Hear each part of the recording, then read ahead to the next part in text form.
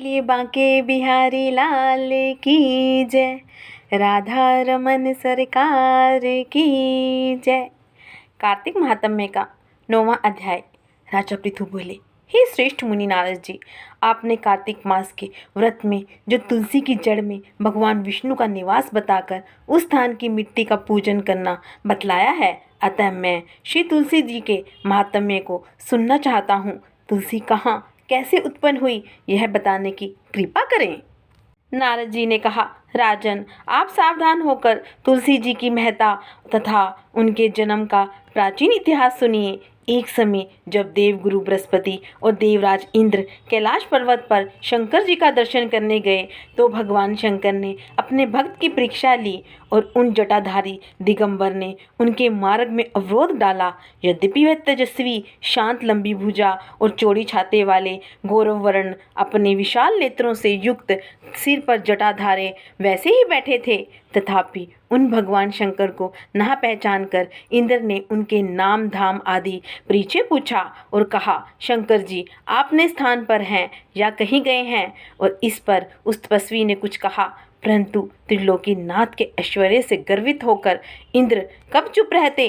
उन्होंने क्रोध पर गुड़क कर कहा, अरे मैं पूछता हूँ तू उत्तर क्यों नहीं देता। मैं अभी तुझे व्रज मारता हूँ, फिर देखता हूँ तुझी तेरी रक्षा कौन करता है। और ऐसा क्रोध हो इंद्र ने ज्यों ही उस दिगंबर को मारने के लिए हाथ में व्रज लिया, त्यों ही भगवान शंकर ने व्रज सहित इंद्र का हाथ स्तंभित कर दिया और विकराल नेत्र धारण कर भगवान शंकर ने उसे देखा, त्यों ही ऐसा विदित हुआ मानो वह दिगंबर प्रज्वलित हो उठा है और तेज से जला देगा।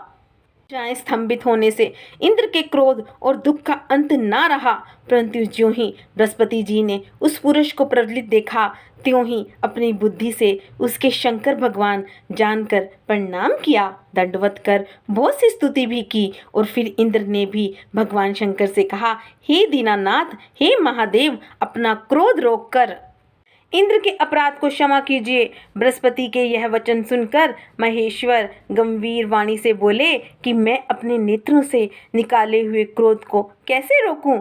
तब बृहस्पति ने कहा, भगवान, भक्तों पर दया करनी चाहिए। आप अपना भक्त वत्सल्य नाम सार्थक कीजिए। आप अपने इस तेज को कहीं और स्थापित कर इंद्र का उद्धार कीजिए। तब भगवान शंकर ने गुरु बृहस्पति से कहा कि मैं तुम्हारी स्तुति से प्रसन्न हूँ और जो तुमने इंद्र को जीवन दान दिलवाया है, मैं विश्वास करता हूँ कि मेरे नेत्रों की अग्नि अब इंद्र को पीड़ित ना करेगी। बृहस्पति से ऐसा कहकर भगवान शंकर ने अपने माथे से निकले हुए अग्निमय तेज को अपने हाथ में लेकर क्षीर सागर में डाल दिया और फिर लीलाधारी भगवान अंतर्ध्यान हो गए। और इस प्रकार जिनको जानने की इच्छा थी उसे जानकर इंद्र और बृहस्पति अपने स्थान को चल दिए।